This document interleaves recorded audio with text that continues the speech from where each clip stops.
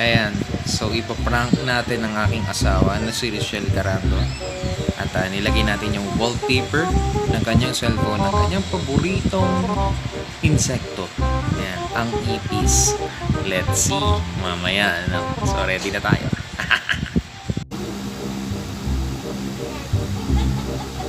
Hindi kain na lang.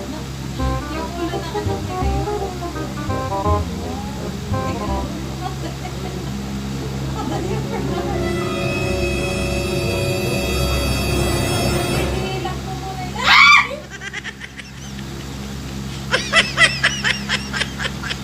Nililak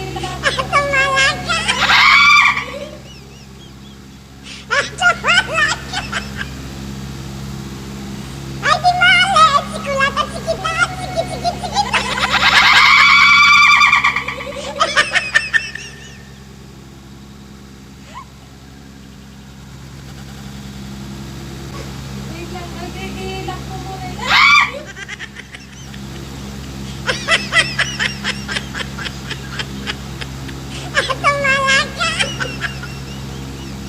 Tawa ka pa.